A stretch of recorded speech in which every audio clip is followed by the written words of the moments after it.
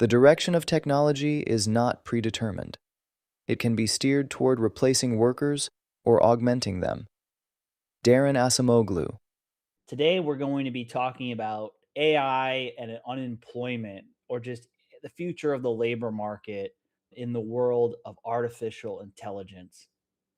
And this is going to be a global problem and it's going to affect all kinds of work. I hear as a common misconception is that those who are in the blue collar and trades world are going to be immune to AI, but they are just maybe at most 3 to 5 years behind with the development of robotics. I really think that the AI impact is going to be a mix of net job destruction, but overall labor market restructuring no longer need to be done by a single person, or you'll have what used to take, say, two or three people to do, you can do with only one more productive individual with the help of AI technology. And I think that's the more likely outcome. So instead of, say, for example, going from 10 lawyers to zero lawyers in a contract law practice or patent law practice, you might go from 10 lawyers to two, but each of those two lawyers can do as much as five did in the past. The typical corporate hierarchy was a classical pyramid shape where you had the bottom, which are the entry level people who did the bulk of the grunt work, whether these are the analysts at the investment bank, whether these are the retail employees at a major retail chain, whether these are just the people or the people working on the oil wells in like the energy industry. However, I think with AI, and this is particularly for more white shoe type high skilled labor, such as coders, accountants, lawyers, business development professionals, etc., you are going to see a shape change from the pyramid to a diamond shape, where instead of having the bottom of the pyramid be where the most employees are, and it narrows its way up from junior level employees, middle management, senior management, ownership, C suite. And that's kind of the traditional corporate pyramid. But instead, you would have a diamond where you have very little employees at the bottom, if any. The middle management will be still there because it's going to be the middle management not necessarily managing people, but managing robots and LLMs.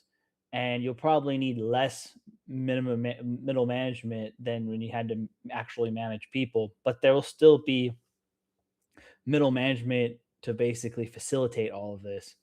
And then you'd have the C suite at the top, and that's the diamond shaped structure.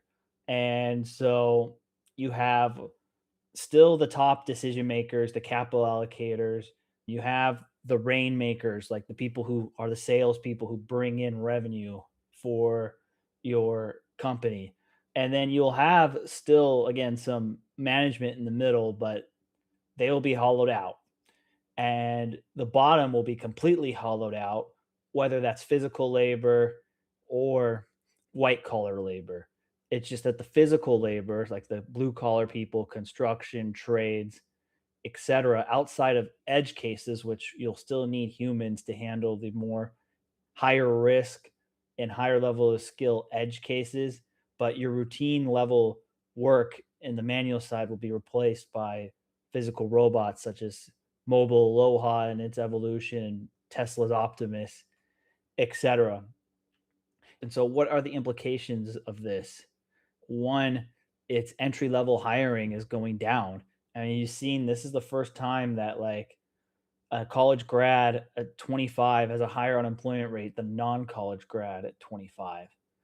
And you also are seeing this with just having the labor market being disproportionately hard for younger people to move up the ladder than it has been in the past. And you see a lot of business owners who used to have to hire people are saying, why can't I just have a Claude bot do what I have used to have the junior analyst do? The Claude bot costs me a fraction of it of the pay, and I don't have to deal with managing the emotions or the regulatory headaches of hiring a person or paying their salary. And this is a conversation I've had with several business owners, and the stuff that I think about in terms of scaling my own firm is when does it make sense to actually hire versus trying to use technology to magnify my existing capabilities. The entry level is most exposed, and it's going to start with hiring freezes versus layoffs. And now you are starting to see more layoffs, but I think the layoffs are more of a sign of economic disruption or potential weakness at these individual companies more than I would say AI being credited for it. Because if I'm a publicly traded company and I have to cut my costs somehow because my profits aren't as high as expected or my revenues aren't as high as expected, and then therefore my profits will be lower because my costs stay the same. I'd rather say, hey, look, I'm laying off these people because I'm making the firm more efficient than AI versus saying I'm laying these people off because we don't have as much business and the company's not doing as well. What message is more appealing to investors? AI. It's an obvious narrative choice. So I think this is more from hiring freezes than outright layoffs. Then the other thing is that the career ladder is going to break because of this. And if you say, for example, want to be like a future middle management or a future experienced professional in a given field, yet nobody really wants to hire you at the entry level because AI can do your job. What does this mean 5 to 10 years from now when a lot of the middle management is either retired or the senior management has retired and there's nobody to succeed them? This might be the longest term problem of all of this is that you will still need people to guide the AI for, I think, at least the foreseeable future, or to manage edge cases or things that are too confidential or things that have too much financial skin in the game or require too much of a personal touch to be fully replaced by a machine. So people are going to be left more to higher stake scenario work or things that require certain security that cannot be done if you trust it to a cloud-based LLM. Like the example, like in software, I think is an industry that is a lot of effects from AI. I think a lot of the software is more on the tertiary in terms of like risk to the firm or less mission critical or less like there's a need for like precision or safety, like HR automation software or like collaboration type software. That stuff is, or even some CRMs are more at risk of being disrupted and replaced by AI than software that's directly tied to things like payments or dealing with compliance of government regulations and et cetera, or cybersecurity. Like, and theoretically, you could have Claude or GPT or some AI model build you a cybersecurity solution, but I don't think major corporations are going to trust their firewalls to an AI that is relatively unproven. So that if you're in this software space, you want to go to the places where the damage from getting it wrong is way too high to trust to an LLM. Whereas the stuff that the damage of deferring to an AI is relatively minimal is the stuff that's going to be replaced the quickest. So that is kind of one example of a sector that is going to be hit. Like the idea that coding is this like safe path for a career like it was in the 2010s and you're going to have a nice successful six-figure career with stock options is something of the past unless if you're more early stage founder or of a newer company. I think that's kind of one shift that we have to notice. And the other real implication of this is other than the fact that we might have a whole class of professionals that just no longer exists because they weren't trained. What about the global south population? There's a very big difference in how this impacts developed economies versus emerging economies. And I talked about this in my video I did a few years ago on the economic future of Indonesia. which is a classic example of a company, a country that's a real big loser from all of these trends.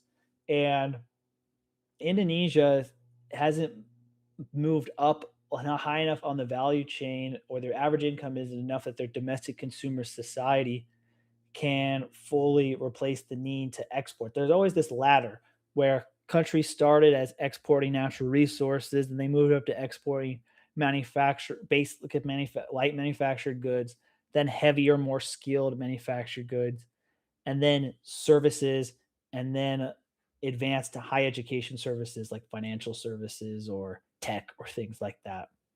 And if the faster a country, the older a country started this industrialization path, tends to be the more wealthier countries.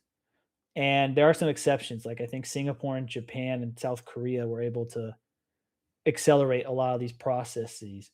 But the problem is it does take time and generations of shifting educational patterns to move up this ladder. And a lot of the emerging market countries are still at either stage one, two, or three.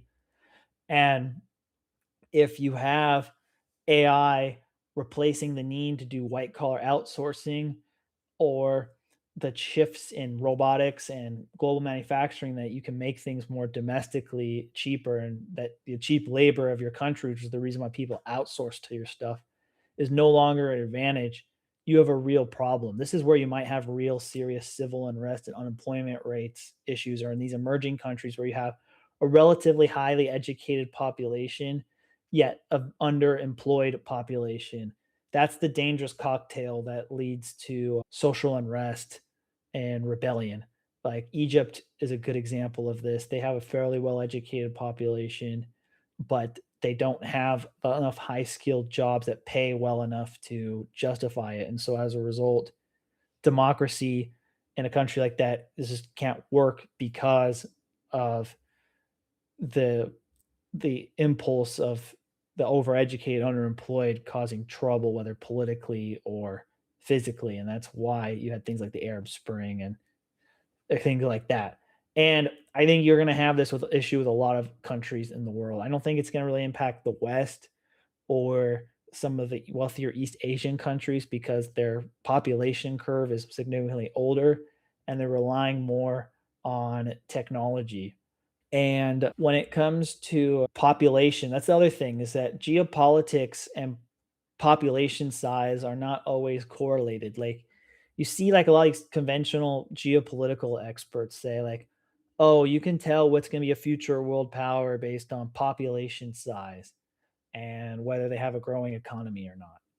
And population size is an asset and it's a sign you're going to be a strong country if the global technology level is converging or is even fairly evenly distributed, like it was in the era of the internet, where you had intellectual property less safe than in the past and a more collaborative sharing world.